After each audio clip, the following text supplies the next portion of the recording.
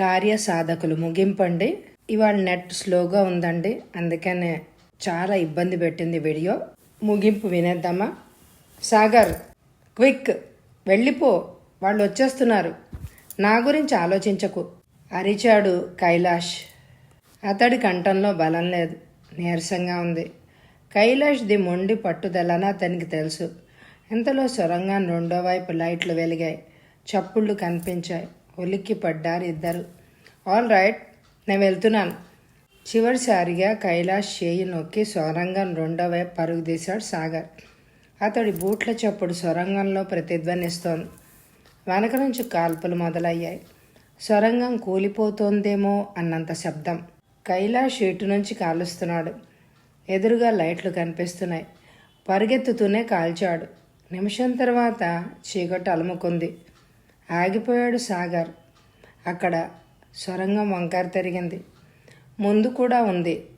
తొట్టె మొదట వంకర తిరిగిన చోట ఆగిపోగానే దానిని అక్కడ ఖాళీ చేస్తారు. అది హాల్లో నుంచి తిరిగి సొరంగంకు ఎదురుగానున్న మార్గంలోంచి తిరిగి సొరంగంలోకి ప్రవేశిస్తుంది.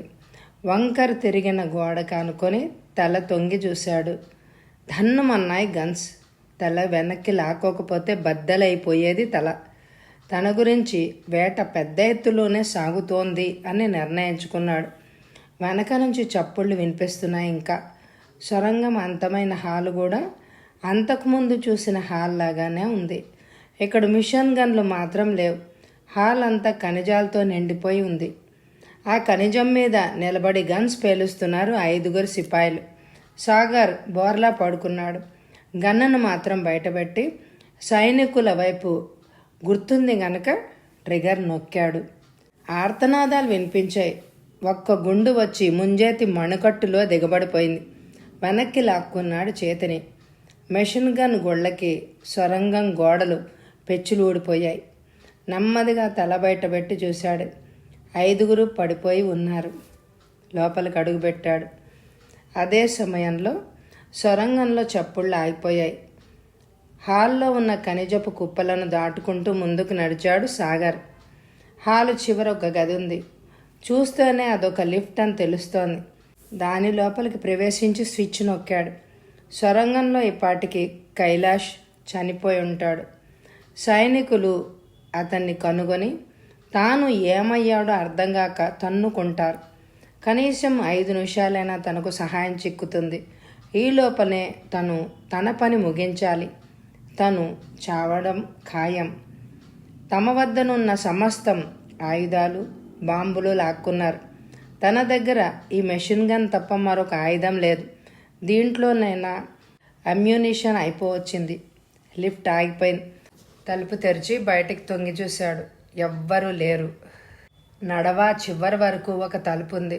తలుపు పైన ఎర్రటి బల్బు వెలుగుతోంది. పక్కనే గోడ మీద స్విచ్ కనిపిస్తోంది. బటన్ నొక్కాడు. తలుపు నిశ్శబ్దంగా పైకి పోయింది. లోపలికి రాగానే మూసుకుపోయింది. అక్కడ దృశ్యం అతన్ని విభ్రాంతుణ్ణి చేసింది. అది చాలా పెద్ద గుహ. ఫ్లడ్ లైట్ల కాంతిలో పట్టపగల్లాగా మెరిసిపోతోంది. చిన్న చిన్న విమానాల తయారీలో ఉన్నాయి. తమపై దాడి చేసినవి. అటువంటి విమానాలేని గుర్తించగానే సాగర్ ఆవేశపూరితుడయ్యాడు. ఇదంతా చూస్తుంటే మరో ప్రపంచ యుద్ధానికి నాంది పలుకుతున్నట్లే ఉంది. ఆ పెద్ద గుహలో ఎవరూ లేరు. నిర్జనంగా, నిశ్శబ్దంగా ఉంది. అదే సమయంలో గుహ పై భాగంలో పెద్ద శబ్దంతో 2గా విడిపోనారంభించింది. చటుక్కున పక్కనే ఉన్న ఒక ఖాళీ డ్రమ్ము పక్క కొరికి గమనించాడు సాగర్. 2 నిమిషాల తర్వాత తలుపు తెరుచుకుంది. పూర్తిగా బయట ఎర్రటి ఆకాశం కనిపిస్తోంది. టైం చూసుకున్నాడు. సాగర్ దగ్గర వాచి లేదు. సుమారుగా సాయంత్రం 5:30, 6 అయి ఉంటుంది. తలుపులు తెరుచుకున్నాక పైనుంచి ఒక హెలికాప్టర్ నెమ్మదిగా దిగింది. తలుపులు మూసుకుపోయాయి.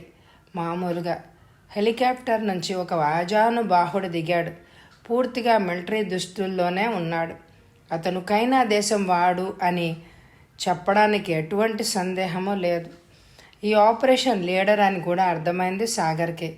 బహుశా తమ విషయం అతడికి తెలిపుంటారని భావించాడు సాగర్. కానీ లీడర్ తమ వైపు రావడం గుర్తించి అదిరిపోయాడు.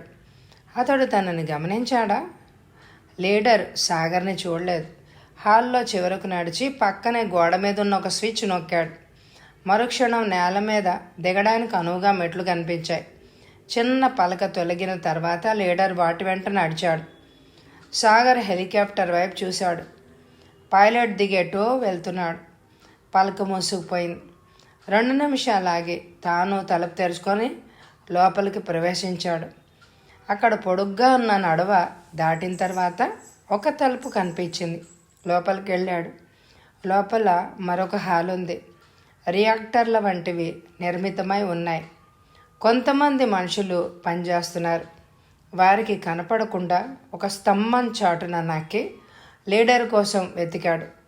లీడర్ హాల్కి ఒక పక్కగా ఉన్న తలుపు తెరుచుకొని లోపలికి వెళ్ళడం కనిపించింది. సంశయంలో పడ్డాడు సాగర్.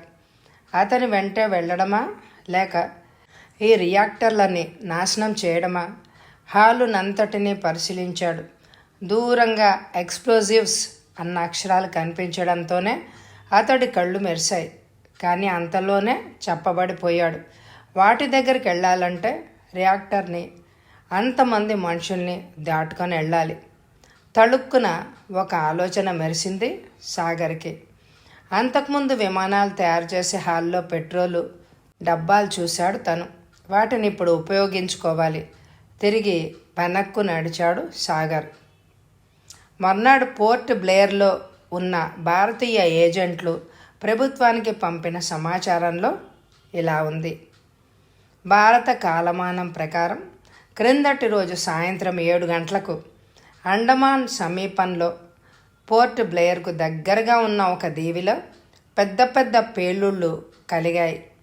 ఆకాశమంతా ఆ వెలుగులో ప్రతిఫలించింది. ముక్కలు ముక్కలు అయిపోయిన ఇనుప భాగాలు, మండుతున్న ఇనుప వస్తువులు ఎగిరి 2 మైళ్ళ వరకు వచ్చి పడ్డాయి. ఈ దృశ్యాన్ని చాలామంది చూశారు. సమీపంలో సంచరించే నౌకలు ఏమీ లేకపోవడం వల్ల ప్రాణ నష్టం జరగలేదు. కానీ దీవి అంతా నాశనమైంది. ఆ దీవిలో ఎలా ఈ పేలుళ్ళు సంభవించాయో ఎవ్వరికీ తెలియలేదు.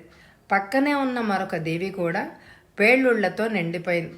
దాదాపు 5 గంటల వరకు పేలుళ్ళు వినిపిస్తూనే ఉన్నాయి. తెల్లవారుజాము కూడా మంటలు ఆరిపోలేదు. మొత్తానికి సాగర్ తన ప్రాణాన్ని పళంగా పెట్టి భారతదేశాన్నే కాకుండా యావత్ ప్రపంచాన్ని యుద్ధాల నుంచి కాపాడడానికి వాటినన్నిటినీ విస్ఫోటనం చేసి అమర జవాన్గా మిగిలిపోయాడు. జై హింద్. ఈ కథ అందరికీ నచ్చితే తప్పకుండా లైక్ చేయండి. శ్రోతలందరూ క్షమించండి. ఇవాళ అప్లోడ్ చేయడానికి నాకు ఇంటర్నెట్ సరిగ్గా లేని మూలాన చాలా కష్టపడవలసి వచ్చింది. అందువలన లేట్ అయింది. అందుకే ఇప్పుడు ఎండ్లో కట్ అయిపోయిన ముక్కను కూడా చదివి మీకు మళ్ళీ వినిపించేస్తున్నా. వినేయండి మరి. Thank you very much my dear friends.